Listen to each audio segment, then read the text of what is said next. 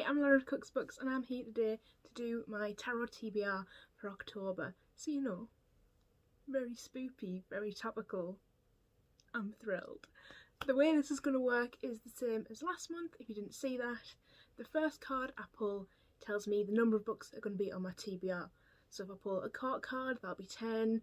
The major arcana can go all the way up to the 20s. Last month we had 16 books on the TBR.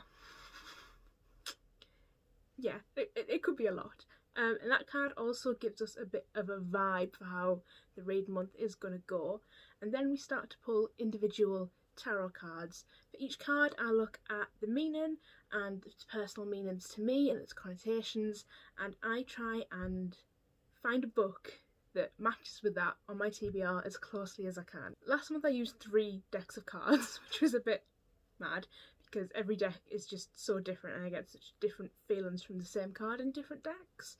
So this month we are sticking with the Wild Unknown Tarot pack, which is my absolute favourite deck. It's the first deck I ever got. I feel such a connection to it, and it's the deck that I predominantly use in my writing. So me and this deck, we've been through a lot together. So here's the deck, my beautiful, beautiful Wild Unknown deck. Let's give it a shuffle and see what we end up with. So the card that represents the number of books is the 10 of Wands. So obviously we're going to be reading 10 books this month. I mean, we're not, but we're going to have a TBR of 10 books to be choosing from, which to be picking from isn't that bad as long as I don't try and force myself to actually read that much.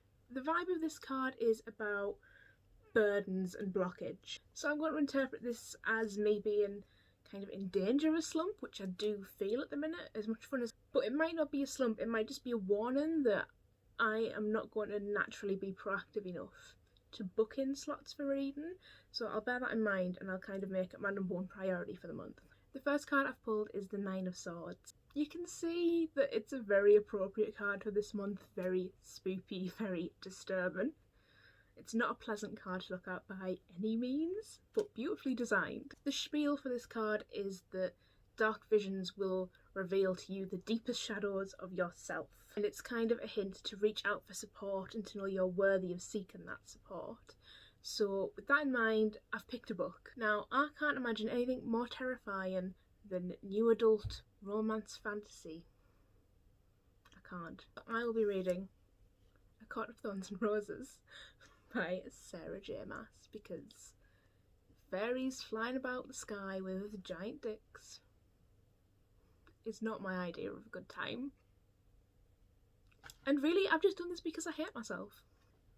I really hope it doesn't awaken anything in me. The next card we have pulled is the Ace of Cups, and it is in an inverted position.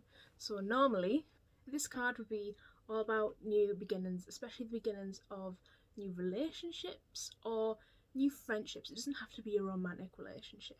It can be kind of a nudge to let go of the past and fully embrace this new future, especially in this inverted position.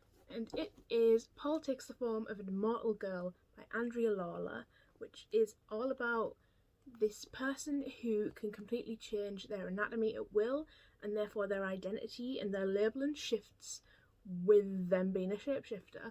And it is an investigation of all these different queer subcultures in the 90s, I think, in London. I am assuming the conflict of this novel, because let's face it, the gays never have an easy time, is that this constant shifting makes forming attachments difficult. Ah, the Tower is an old friend. To me personally, and also the TBR, it was the first card we pulled last month. Not a good card. Well, I don't believe in a bad reading. So traditionally, the Tower is all about being ejected from the heavenly resting place. It's about major upheaval that's totally unexpected, and it could be good, it could be bad. You can choose to accept it or you can try and fight it, but it's going to happen either way. There's an inevitability about this card. For this, I've decided to continue reading books by my nemesis, because, you know, if I like one of her books, it will be not just an upheaval, it'll be a whole damn paradigm shift. I'm not expecting that to happen. I'm clinging on to my hatred of Margaret Atwood with every fibre of my being. And what if I read something that makes me a stan? Like, I'm so frightened. It's Alias Grace. And no, I'm not giving that woman any money. It's coming from my local library, so she probably gets something. But it's not $8.99, so I'm satisfied. No idea what this one's about. A lawyer, maybe? Next up we have the Eight of Pentacles. Yes, the Eight of Pentacles. Like a spider, this card refers to a really skilled craftsperson, and how skill and confidence and attention to detail and intricacy can be really powerful tools. And to calm the spirits on this front, I've picked Boy Parts by Eliza Clark, a displaced northerner like me. This is a story about an artist trying to revive her career, which is kind of stalled. She's also trying to escape this web, see what I did there, of toxic friendships, drugs, alcohol, you name it, she's doing it. I mean, I don't think it's going to be a healthy story of recovery. Apparently it's a bit spoopy, but it's set in Newcastle, so we have to stand. Next up we have the Star, which is such a lovely card. It's always a joy to see. It's about reaching a place of hope and contentment, even if you don't have all the answers. Does anything say a content Lauren? Like a sapphic fantasy? I think not. It's Deathless Girls by Kiran Milwood-Hargrave. I think it is about two girls who are kind of kidnapped and taken hostage and forced into slavery, and then there is whispers of a dragon who steals and eats young girls, and then their fear is redoubled because they might be snatched again and then eaten.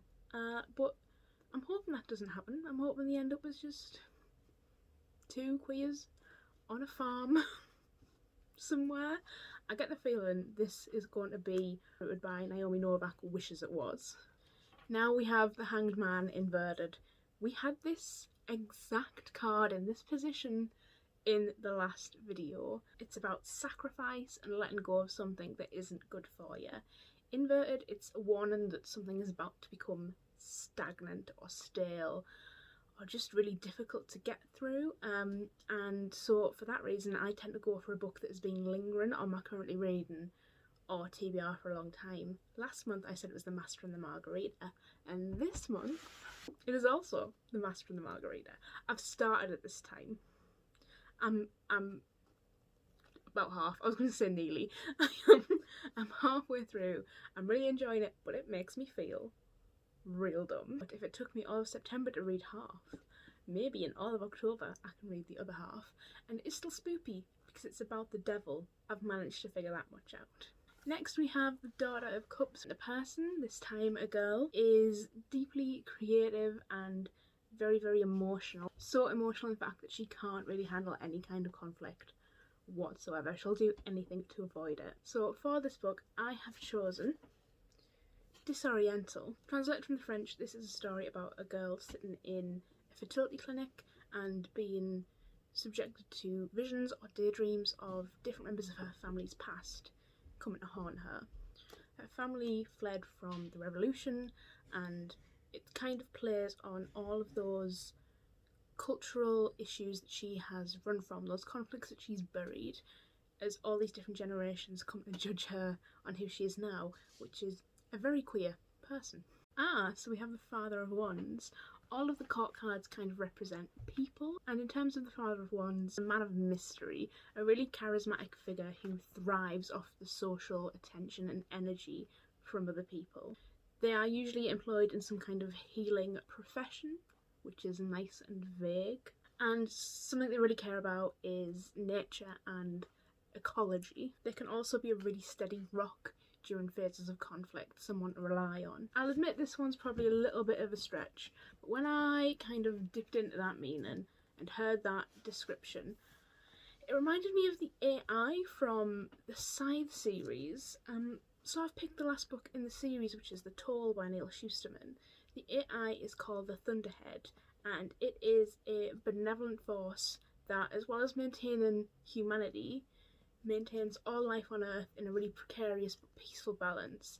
But more than that, on an individual level, it will like pop in and speak to people.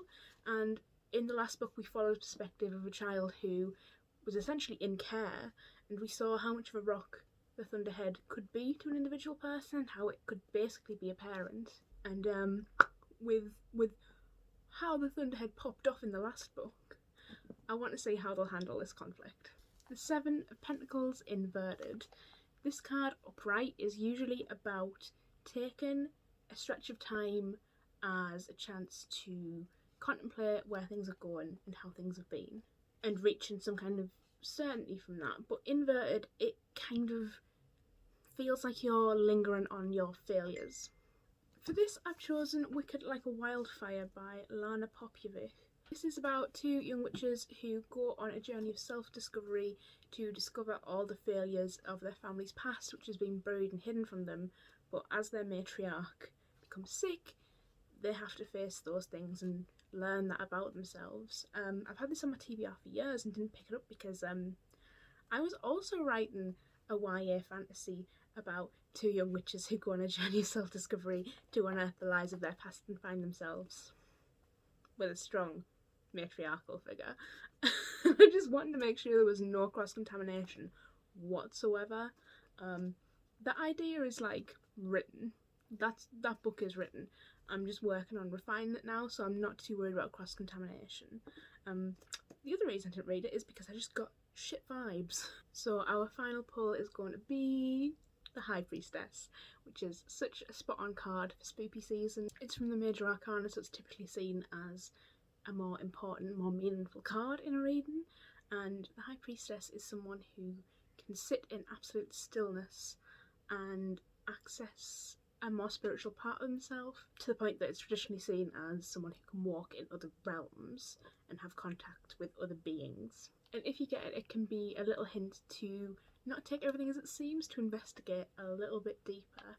And are you ready for my pick? Because we have been blessed this day. Let's go, lesbians, let's go. Affinity by Sarah Waters. To be honest, I would have shoehorned this in on this TBR in one damn way or another, but the fact it fits so perfectly with this card is just mind-blowing to me. So obviously it's Sarah Waters, it's lesbians in London, in Victorian era lesbians London.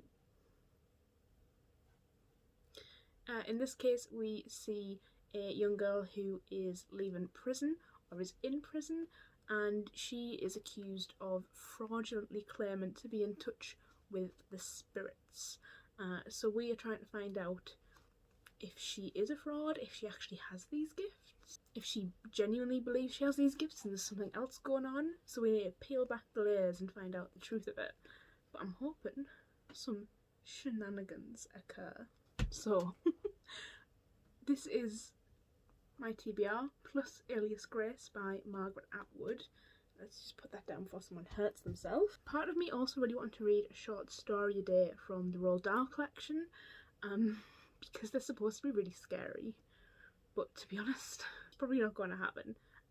If it did, there would be 3 extra books, which if it happens we'll talk about a wrap up. If not, no big deal. I am thrilled with my spoopy TBR because we know I'm a soft girl, really. As much as I love creepy and witchy and Halloweeny, I can't hack anything genuinely scary. This is my perfect level of spoop. I think I'm gonna have a great time. Let me know what you are planning to read in October. Give me any spoopy but not spoopy recommendations. And as ever, if you want to argue with me about tarot cards, pop off in the comments. Bye.